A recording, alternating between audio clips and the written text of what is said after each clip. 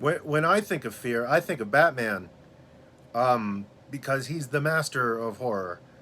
Sorry, Guillermo del Toro is Batman. Really, I'm just wearing this because I didn't want you to know that I was wearing the exact same thing in the last video. So this was recorded right after. But hey, it's just us friends here. It doesn't matter. This episode was on horror. I don't like it. It's scary. I don't like being scared. And you're going to hear all about that in this.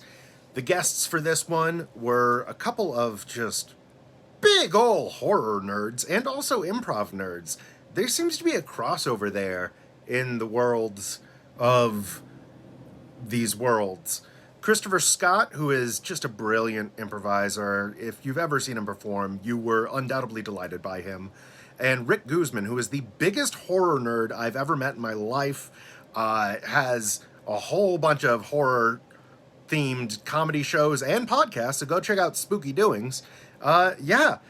Enjoy me being incredibly uncomfortable and complaining about it. Art! Welcome to Don't Mind If I Don't. My name is Aaron Gold. I am your intrepid host and low-stakes masochist. Every single episode is me bringing on people to try and convince me to like a thing that I don't like, or I'm just ambivalent to. Everything gets graded on a scale, 1 being ambivalent, 10 being blood-curdling hatred. And today is a very special episode because this is the highest-ranked thing so far. Horror movies clock in at a solid 9. Oh, I don't like them. Nice. I don't like seeing characters I empathize with getting murdered horribly and tortured. I consider myself a pretty empathetic person, and horror movies are bad for that. I feel bad listening to them. But we've got 2 diehard horror fans here today. One of the hosts of the Darksiders podcast, which is a horror movie podcast, as well as the creator of the horror improv show Spooky Doings. We've got Rick Guzman here. That's me. Thank you very much for having me, Aaron. Thanks for having me. Also, thanks for having each other, friend. Yes. Sorry, the horror movie shook me up. I can tell. We've also got a lifelong fan of horror whose first horror experience was seeing The Nightmare on Elm Street the night it came out, and pretty much watches horror movies at least once a week. Give it up for Chris Scott. Hi. Thank you for having me. Thank you for being halved with me as well. I watched 3 horror movies in the last 24 hours. Which Right ones? Convergence, 6 Souls, and They're Watching. Wait, Convergence, that's not part of the Divergent? Not at all. Okay. I was about Not to at say, all. don't know if that counts. Nope. All right. Well, so you guys, Rick, you told me to watch Hush. Yes, The so- 2016 horror movie, or 2014. Yeah, streaming on Netflix. First, I asked if Not you... on Netflix. Yeah. I had to watch it illegally. Oh, okay. Don't ever implicate yourself on a microphone. Anyway, That's probably true. first I asked if you had Showtime Anytime because there was a documentary that asked the question, why horror? And I thought this answered it quite well. But since you didn't have that, I'm like, all did. right, check on Hush. And to be fair, you know me pretty well, and you said I should watch Tucker and Dale versus Evil, Yes. which is a comedy horror, which I had already seen. Yes. Also, as one of my favorite and one of the most underrated actors around, Alan Tudyk, starring in it. Yep. And you also, I could see that you were about to say watch Cabin in the Woods, which I had already seen. I actually wasn't. I figured you'd already seen Shaun of the Dead, so I wasn't I've seen gonna Shaun of the Dead. recommend that. Shaun of the Dead. I like that creative team. I don't like horror. And like Cabin in the Woods, even I liked it as much as I can because I love that cast. I love Fran Kranz and I love Joss Whedon. But you know what? I love Bradley Whitford. But you know what I don't love? Seeing characters I like being murdered horribly and being tortured. That kind of is a turnoff. So why do you guys like horror so much? Well, it started with me, and I'm a little bit older than you. How old are you? I'm 28. 28. Okay, I just turned 40, and so Mazel tov. Thank you very much. So growing up in the 80s, going to Catholic school, and you're in definitely the golden age of the slasher film. You're going through your teenage rebellion. If your parents don't like it and your teachers don't like it, it must be cool. Then Fair. You get a little bit older and you start liking girls. This is the day before everyone has a pocket computer and you can see all kinds of stuff. At least in the horror movies of the day, you could see very attractive people in various states of undress, sometimes moist. That's also good. And when you watched Hush, did you watch it? Do you have a significant other in your life that you were able to watch that with in the dark? I have a girlfriend. She came over. I was watching it in the dark, and she came over about 20 minutes into it, and we stopped watching then because I was very shook up. I did not like it. Yeah. It was. I finished watching the rest of it right before we recorded this podcast. Truth be told, I did skip a little bit forward a bit. I actually called Grant 15 minutes into the watching it, saying, "I hate this. Do I have to keep doing it?"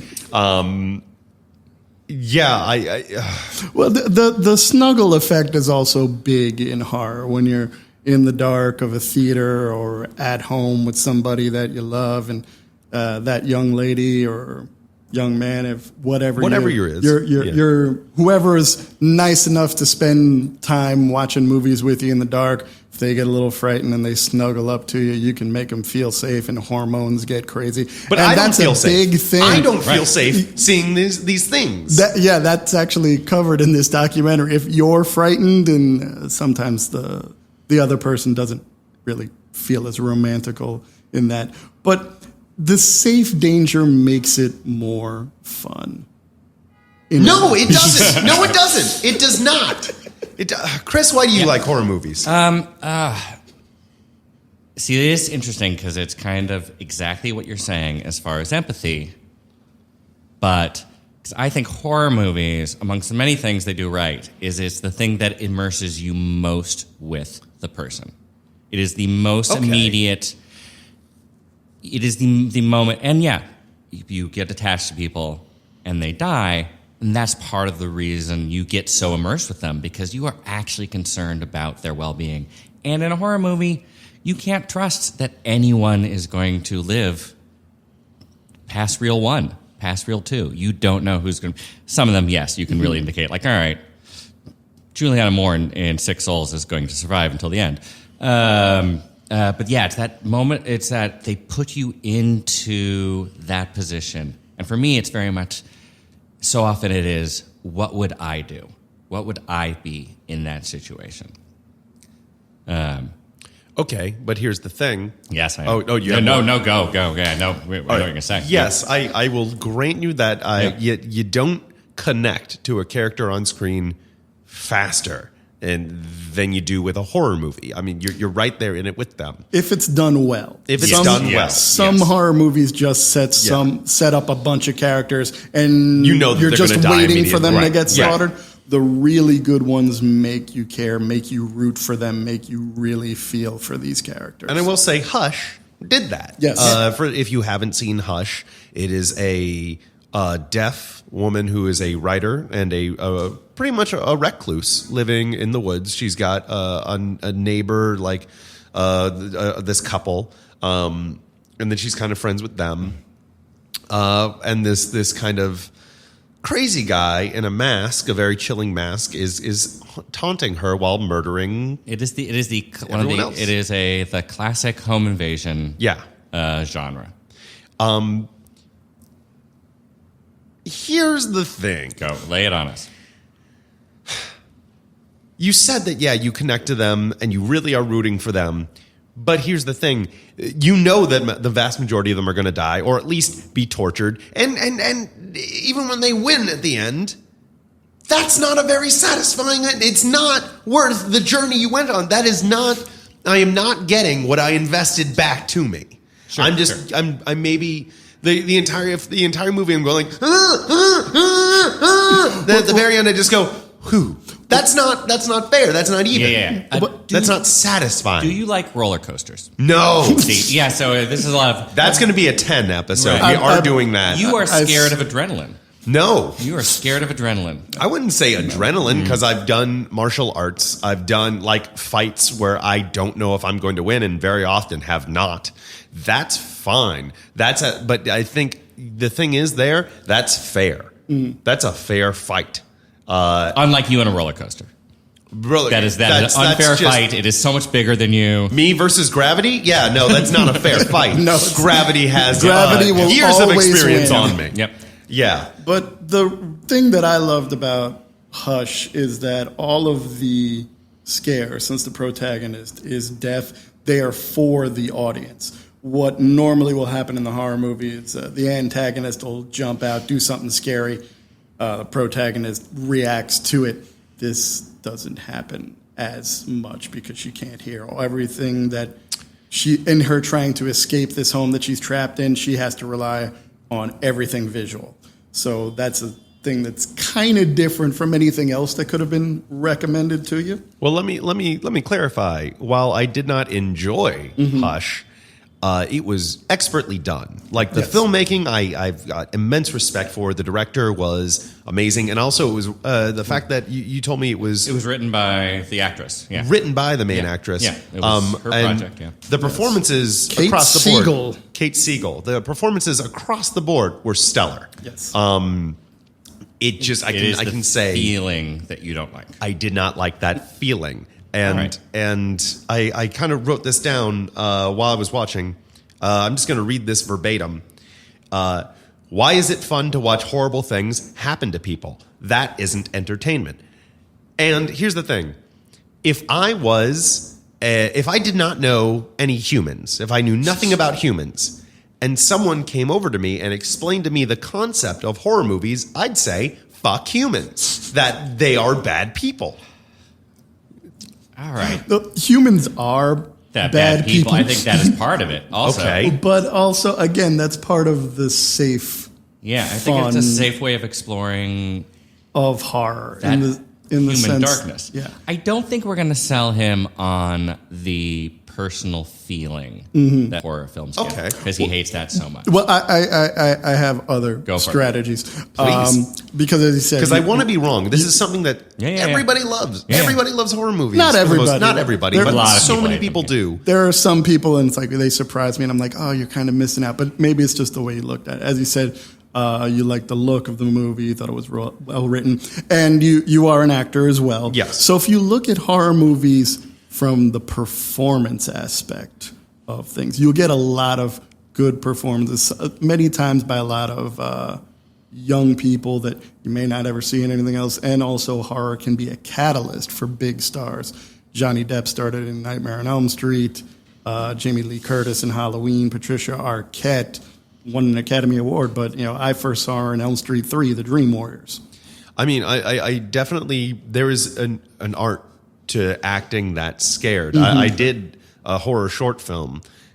Was not very good. I'd still love to see it. I don't know if I'm going to allow that, but it definitely took a skill I hadn't ever exercised before. So I've got immense respect for the actors in there. Actually, I was texting the girlfriend while I was watching, going like, I hate this, I hate this, I hate this. And she goes like, you've been on a set before. Imagine what it's like. Imagine the boom guy. Imagine the gaffer farting on accident. Imagine all of them, the actress and the murderer and the director and all the techs and crew all getting a drink afterwards.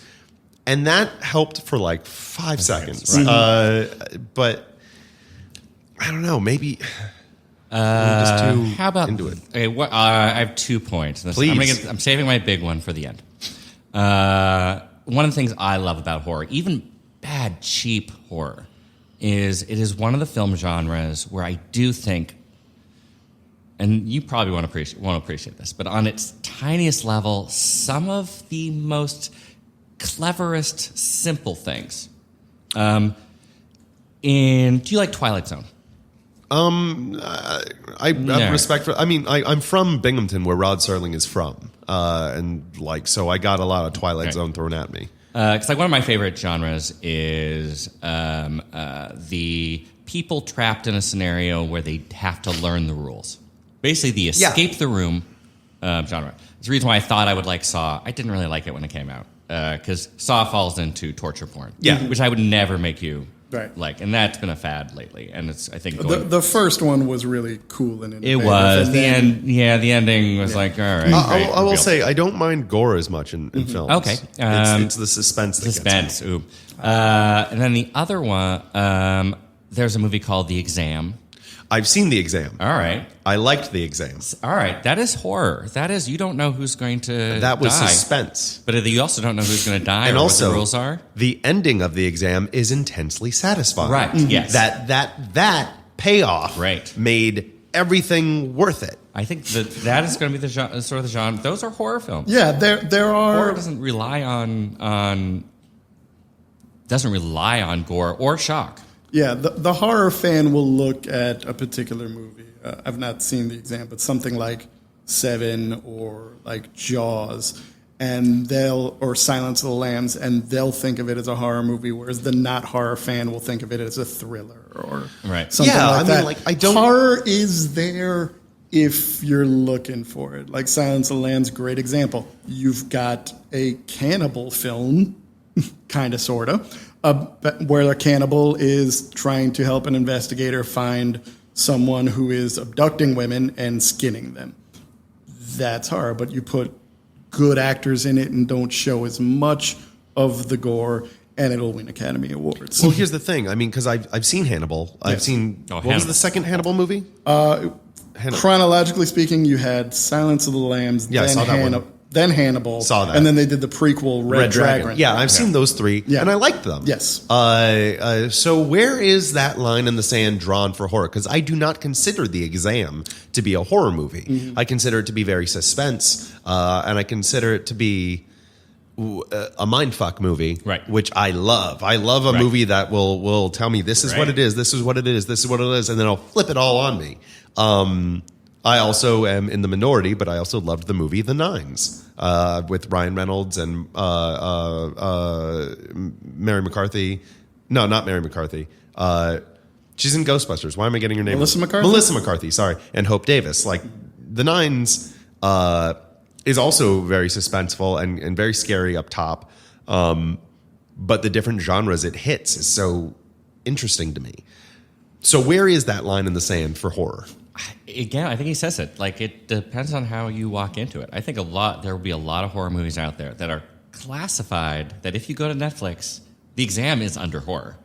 It may also be under thriller and suspense, but it's under horror. So maybe it's finding movies that are not classified as horror. I recommend also watching The Circle. The Circle, I read the bio of, and it seems like it's along those lines. It's not great. It is. If you appreciate like low budget filmmaking, it is intriguing. It starts with 40 characters, and every 3 minutes one gets knocked off. And the characters do not. They stand the entire movie. No one moves. I love once. High concept like that. So you should be looking for high concept. Have you guys seen the movie Low? No. Well, okay. All takes place in one room. In fact, inside one circle, a guy, his girlfriend gets dragged to hell. He finds a book to summon a demon, sits in that summoning circle the entire movie, and just summons the demon. And he's trying to get his girlfriend back, but none of the demons that he talks to can reach inside the circle, so they just spend the entire movie fucking with him. It is awesome. Great. Low budget, amazing. That sounds great. So good. That's L.O.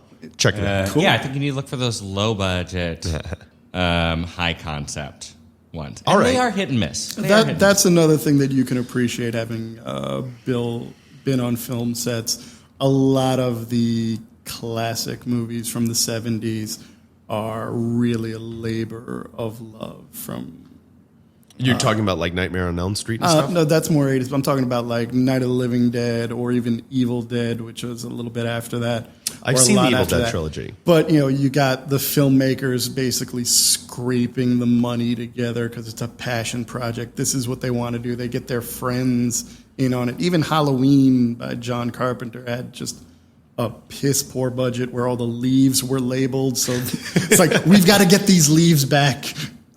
for the next shot. We'll take them over to the next set and just dump them around there. And just the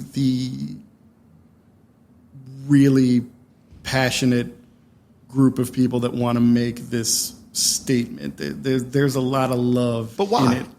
Why Probably make a movie like that? Probably because it's the cheapest thing you can do and hopefully make a profit on it. Because there's people like Chris and myself that's like, there's a horror movie, we're going to check it out. I mean, I think like especially in the 80s, Yes. it was like when the direct-to-video market started coming. And even now with direct-to-DVD or streaming, it is easier to sell that to both an international market than it is to sell a drama Garden State. Or even a comedy. Yeah, Right, some things gonna, don't translate as well into other languages. It is pure visceral. Yeah, horror and which I action, get they're universal sensations. It is. I guess it is very visual, Right. and like you don't need to speak Japanese to appreciate Ju-on. Right. No. Have you? I'm going to bring up now one. And I think the other thing that horror does amazingly well, in the way that sci-fi can, particularly, is metaphor. Metaphor made real. And I think like a good recent example is The Babadook. Yes. I was just talking about the Babadook. I've not seen it, but I've read like the full bio, and I understand that it is all a metaphor for grief. It's a Yes. metaphor for grief, and it's a beautiful metaphor for like having so much grief you can't even love your child. A real thing, and realizing that it is her dealing with her own monster that she does not want to recognize. That is moving to put onto a physical way, and you very much using the tropes of horror, of like the supernatural horror ghost type thing. But as you start to realize where, I think the best horror for me is like, it is a metaphor for something. Yeah. The Thing is such a metaphor for McCarthyism. George Romero's zombie movies, except for Survival of the Dead, really the whole point behind them are not about the zombies at all. Night of the Living Dead is about racism and the civil rights movement. Dawn of the Dead is about consumerism. Day of the Dead is about the military-industrial complex. Land of the Dead is about post-9/11 new normal. Leprechaun 4, Leprechaun in the Hood is about race relations. Yeah, Absolutely. exactly. I mean, like horror can take these huge, big, either big like societal issues or emotional issues, and make them tangible in a way very few genres can. Why is that? Why does the Babadook have to rely on a literal monster to act as grief? It's a good question. Like, because that's my thing. I understand and I respect the metaphor, Right. but why relying on such a visceral? It's probably a little Uncomfortable bit medium. easier to come to in Yeah. that genre. Whereas if you have some Academy Award winning actress doing a movie about raising her son on her own because her husband died in a car accident, just putting an actress through however long the shoot is of just crying all the time, it's suffering. Critics love it, yes. And then again, it's not a awards metaphor. give it awards. Yes, It's just a love it, direct yeah. one-to-one ratio. then. Yeah. and I guess it's kind of often a trick you're tricking the audience. You're going like, oh, this is, and I think a lot of sci-fi does this too. Like, oh, this is this weird world, or in this case, there's this monster in the house, and then as slowly you begin to realize what it is. If they said in the beginning, this monster is her grief, the personification of her grief, you're not going to feel it. It's- You know it now, and probably you watch it and go like, all right, whatever. It's the tasty bit of food that the medication is hidden in a way. Okay. In some cases, not all. I mean, there's also horror that is just horror. Another thing, knowing what I know about you, and that we've met on the improv scene, and you're a very funny gentleman. Thank you. There's a lot of comedy. in horror. Also calling out one of my improv teams, gentlemen. Yes. Yeah. There's a lot of comedy in horror. a lot of laughs in there. Not necessarily in Hush, which you No, saw, but no. there's the straight up horror comedies of Bubba Hotep or Tucker and Dale versus Evil. Now, here's the thing: you bring Yes. up Bubba Hotep, Yes. and I which I've also seen. It's a great movie. Like I like when Bruce Campbell and Sam Raimi team up. I just don't like when Sam Raimi does anything and actually tries. Yep. Sam Raimi point. was not involved in that one. Yeah. Oh, okay. Well then, Bubba Hotep. but anyway, so I guess it's where you guys and I differ on the definition of horror, because I define horror as it truly scares me, whereas with something like Bubba Hotep, Hannibal, like the Hannibal trilogy, Tucker and Dale versus Evil, I wasn't really scared. Little parts had me, Right. but it wasn't the overwhelming feeling of the movie. That's where I define horror. The overwhelming feeling is I want you to be afraid. Right. Whereas, but you guys approach horror as it is the elements. Like, Yeah. Yes. okay, The idea of fear or facing horror. It's horror. It's not just fear or having the scares. For me, it's just for the movies I would say are good horror movies. The ones I would go as classics, as opposed to the stuff I might watch on Netflix at 3 a.m. just to watch something. Because it's there and Because you haven't it's seen there. it yet. All right, I haven't seen it. Maybe there's something clever in here.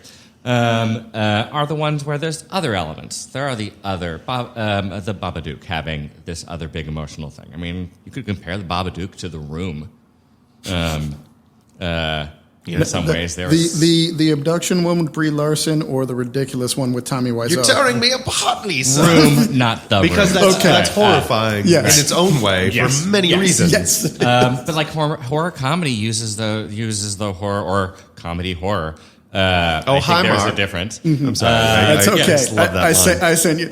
You're my favorite customer. Balance breaks the horror, breaks the fear with comedy, breaks that you feel the tension, it gets released, or makes you laugh and then hits you with something. So something like So why didn't I like Shaun of the Dead? That's a good question.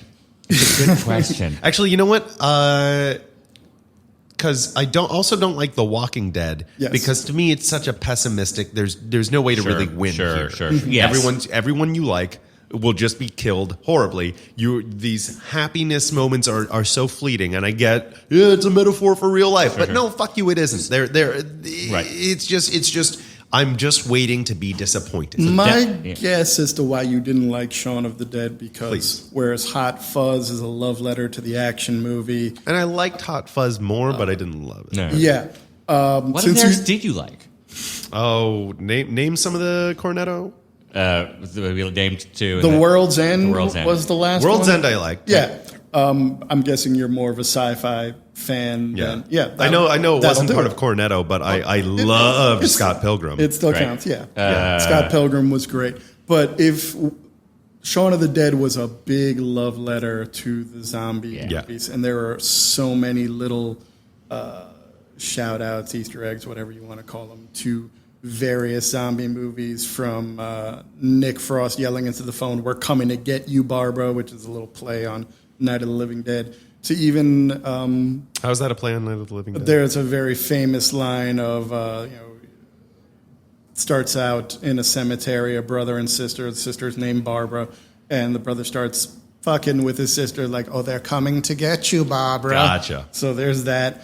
To even Sean wanting to get a reservation at a restaurant called Fulci's, who's an Italian horror director. And if you know that, you're like, that's fucking hilarious. Okay, But- so those inside jokes, which Yeah. is why people I like don't- Shaun of the Dead I so like much more than I zombie missed out films. on. I missed most of those. I do like zombie movies. I think if you don't like the concept of zombie movies, Shaun of the Dead's not going to work for you. And you shouldn't watch zombie movies. Because I agree, like Walking Dead, part of the zombie thing is it's not about the zombies. It's about us. People. Right. That's the cliche. Right. You should probably avoid zombie movies. I think it's finding the subgenre for you. So I get suspense, mindfuck, The high concept. high concept. High That's a great way of concept. putting it. The more suspenseful, psychological. Psychological. Yeah, Yes. let's go. Yeah. I enjoy Yeah. psychological. Like something there's like- another one that I just can't put my finger on, like The Exam that I did. I can't remember what it was though, but it was along those lines. Yeah, I'm trying to think of other Whatever. ones. Okay, so here's a question for Yeah, you guys. Sure. Because I think it goes beyond Schadenfreude. Why is it fun to watch these people be murdered? Like, because it's like, as somebody who's empathetic, like, I'm not happy seeing that. Because it's not real, brother. That's it. I can be it an action movie or a horror movie. I can watch somebody get wasted and then see them on their next acting job and go, oh yeah, that was the person from Saw 3. Granted, admittedly, I think it was in the fourth Saw movie where Donnie Wahlberg got his head crushed by large blocks of ice. And I've been wanting to see that since junior high when I hated him in New Kids on the Block. So, but he's still walking the earth. I would rather see that fake bit of latex and corn syrup with food dye than actual, like in the most recent OJ Living in America documentary, they showed crime scene photos, and I'm like, I don't want to see that. Because it's real. Because Nicole Brown Simpson isn't going to be on some show down the road. Well, I'm also assuming that's why they cast. You mentioned Donnie Wahlberg. Yeah.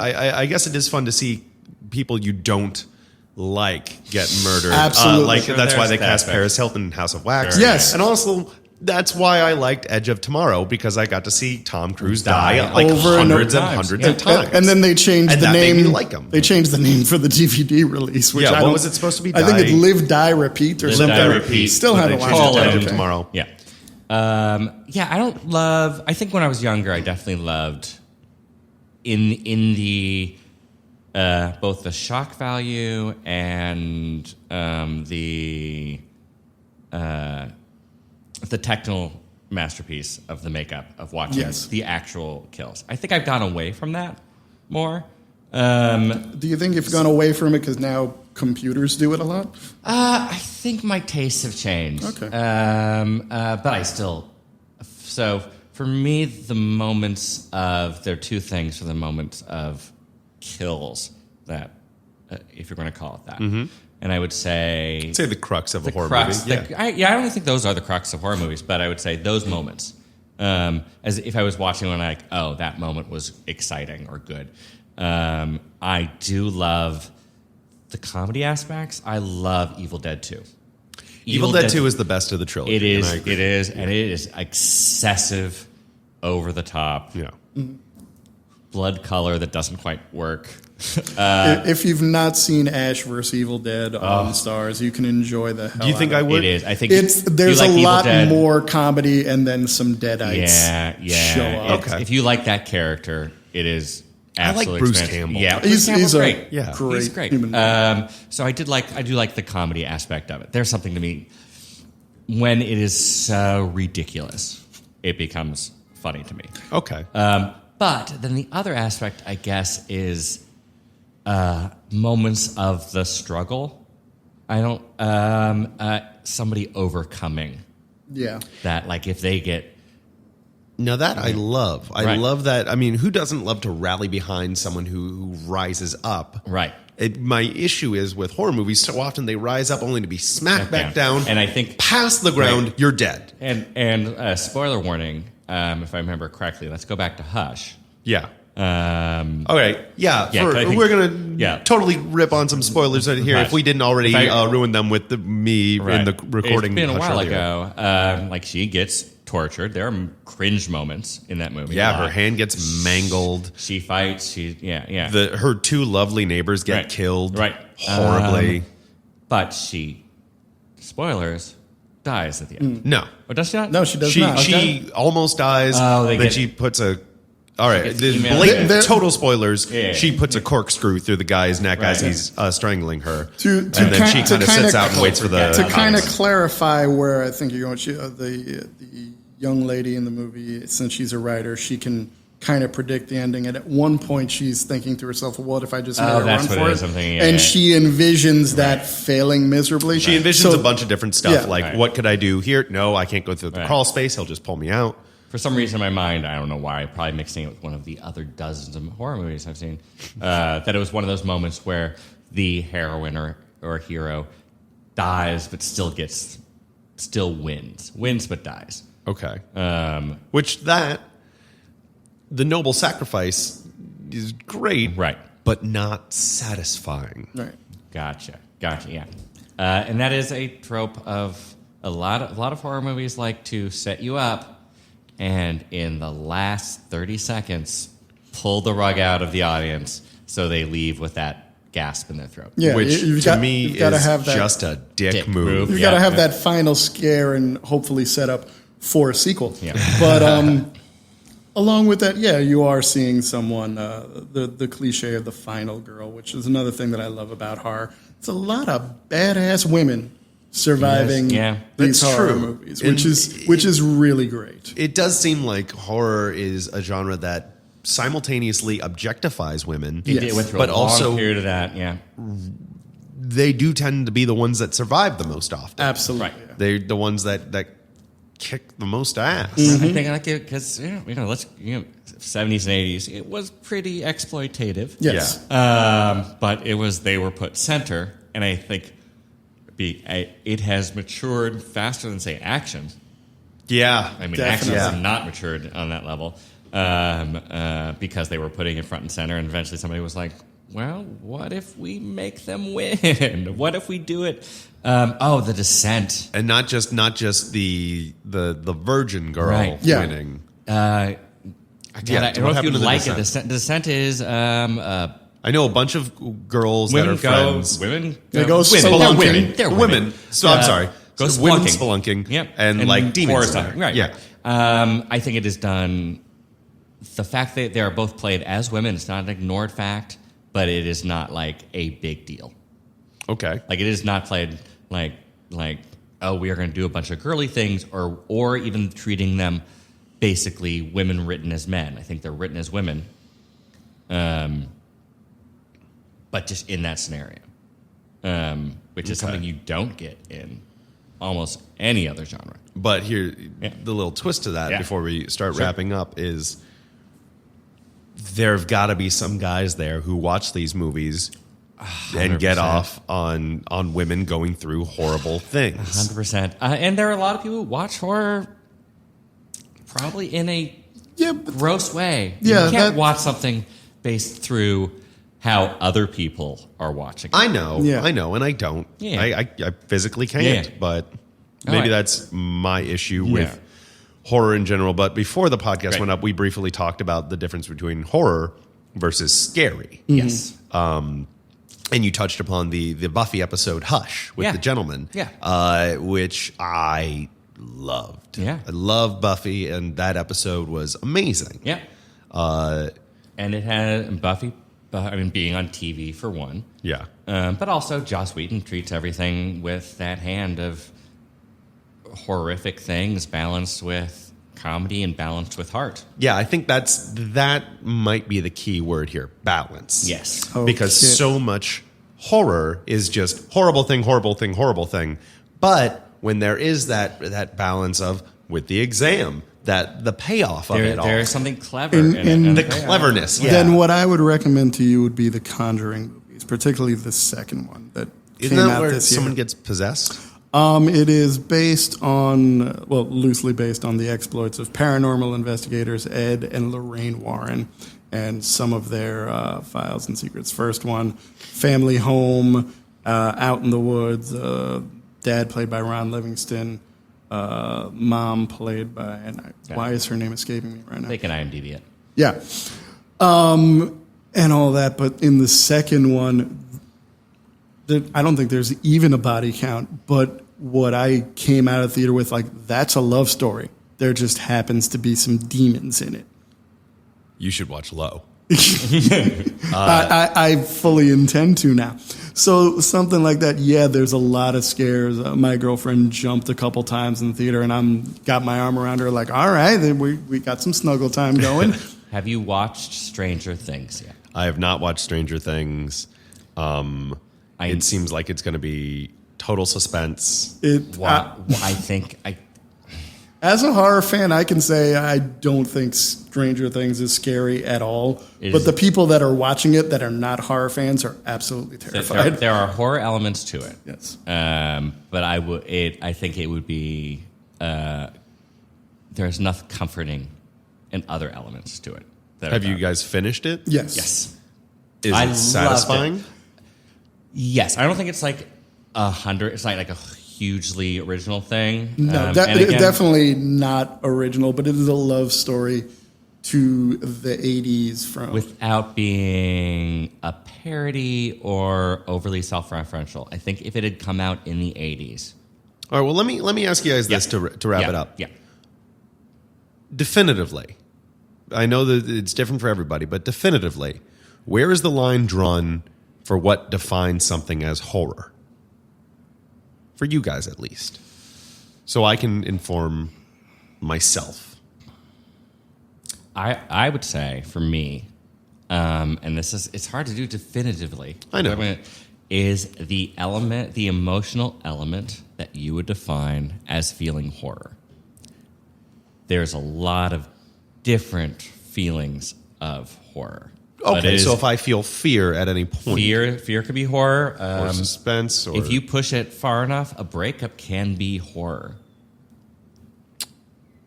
Yeah. I think it is pushing it to that level of horror. It is not about the gore or the jump scares or anyone dying. It's the feeling of... I could easily imagine. I could imagine a breakup story of just two people breaking up in a movie that you could classify on some level as horror.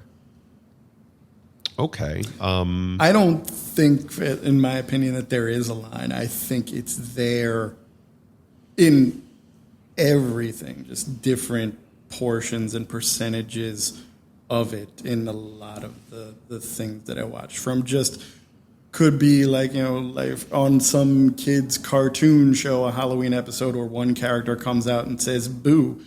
It's in there if you're looking for it. It's a much tamer version of that. But yeah, it's everywhere, from even the comic book movies that you love.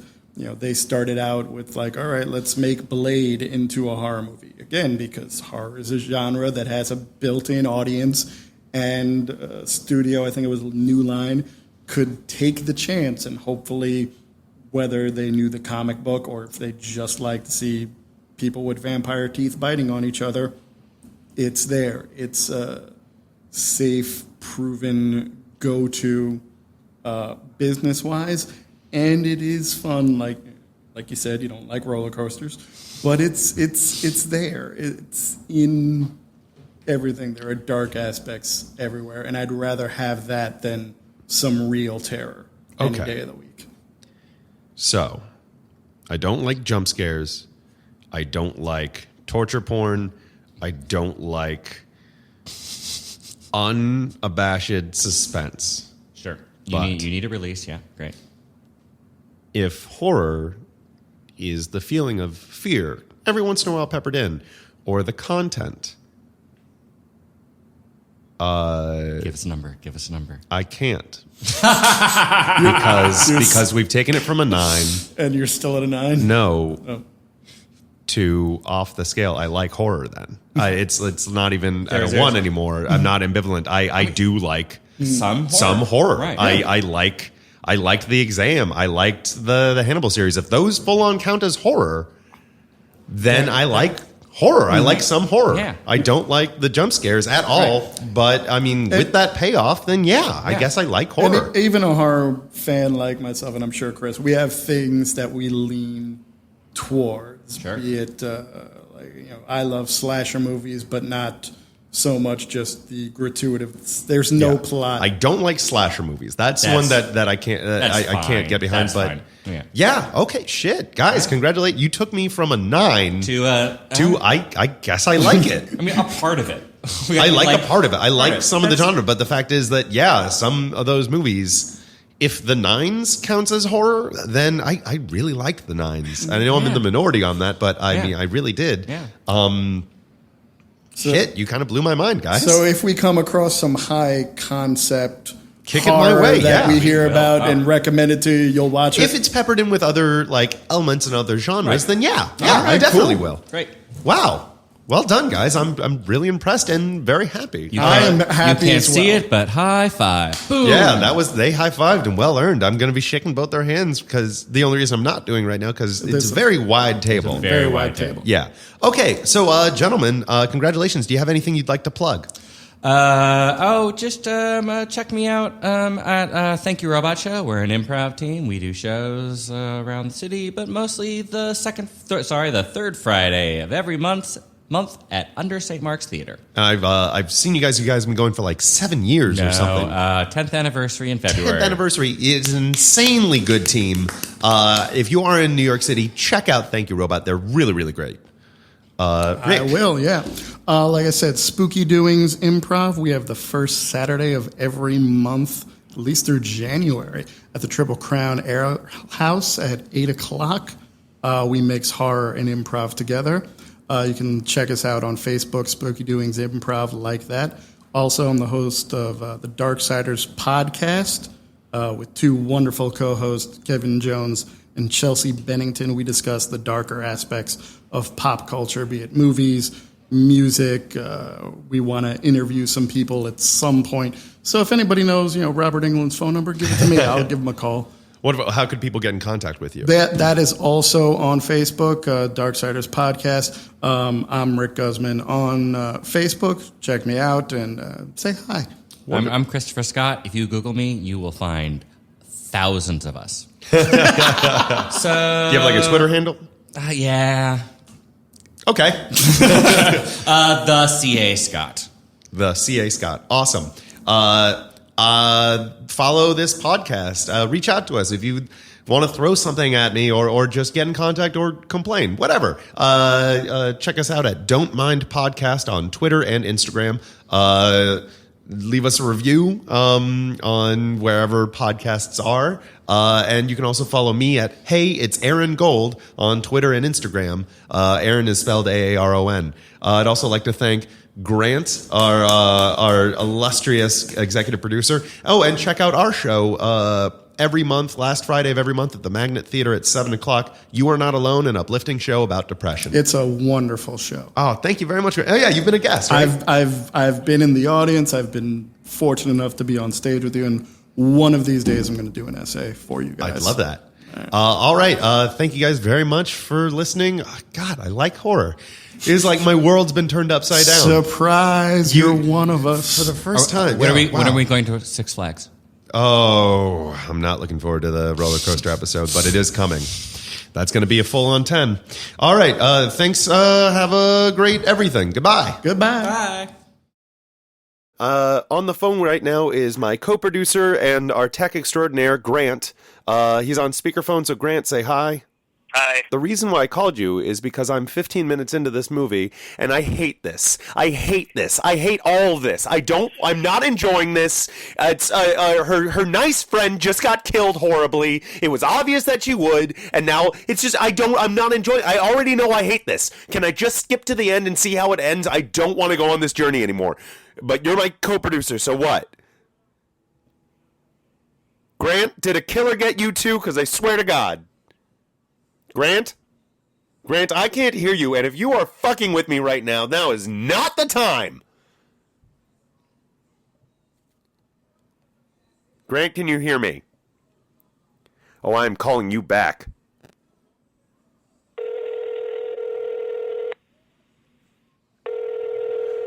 Holy shit, if he's being murdered. Hey, the phone just stopped working. Did you hear everything I said? Yeah, I did. Okay. I'm glad you're alive. It's like an hour and a half, and I'm 15 minutes in, and I already hate it. I think, this is your job. It's not. This is your life now. I don't want. Grant, I hate this. Her nice friend got murdered horribly. It's just a guy torturing a woman. So you try and give it another 15. If you can't make it the whole way after that, then I won't murder you. You'll never have to watch a horror movie. Time and place, Grant. I'm going to give it 5 more minutes and see if I have a panic attack. I'm going to try and muscle it out to 15. I'm probably going to pause it and watch the rest of it tomorrow over daylight. That's funny. Fuck you. Well, good luck. I mean, it's just a movie. Forget it. All right, I'm just going to keep watching, okay? All right. Bye.